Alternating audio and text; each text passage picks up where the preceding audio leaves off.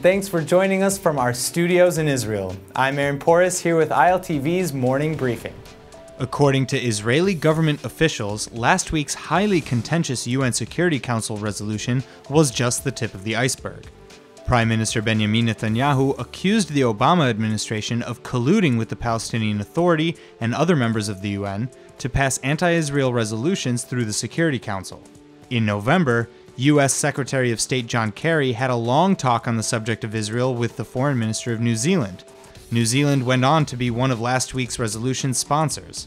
Egypt, a sponsor of the bill who later backed out under pressure by Israel and the President-elect Donald Trump, later released an alleged transcript of meetings between top U.S. and Palestinian officials.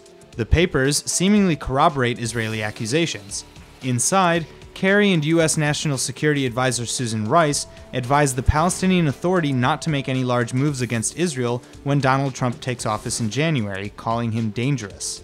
Kerry is set to take stage on this subject in Washington later today and will present the Obama administration's vision of a two-state solution at next month's Paris Peace Summit, which Israel is not attending.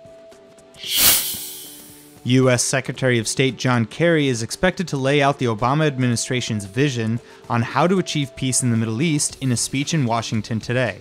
Kerry is expected to discuss his country's abstention on the vote to pass UN Security Council Resolution 2334, which described Israel's West Bank settlements and many historically Jewish areas as having no legal validity.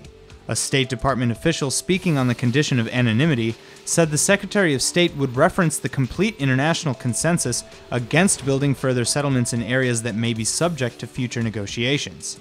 House Democratic Whip Steny H. Hoyer chastised Kerry's intentions to map out a vision which would disadvantage Israel in any future negotiations on a final agreement with the Palestinian Authority. Hoyer said he urged the administration to veto Resolution 2334, and since the U.S. only abstained, Israel's enemies were strengthened. The Jerusalem municipality is set to move ahead with plans to build thousands of new homes in East Jerusalem only days after a UN Security Council resolution declared housing there illegal under international law. The local committee is expected to approve the construction of 618 homes later today, and the zoning committee is also expected to discuss approving 5,600 more housing units spread out across various neighborhoods over the 1949 armistice line. More than 1,500 housing units have been approved in East Jerusalem in 2016, a 280% jump from 2015. In response to the UN resolution, Jerusalem Mayor Nir Barkat said despite any international pressure, he would never stop building in Israel's capital.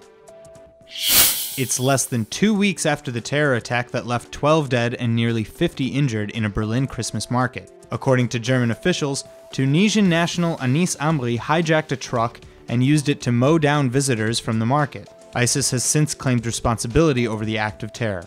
Yesterday, at Berlin's Brandenburg Gate, over 1,500 visitors came to celebrate the Jewish holiday of Hanukkah and commemorate the victims of the vicious attack, one of whom was Israeli citizen Dalia Eliakim.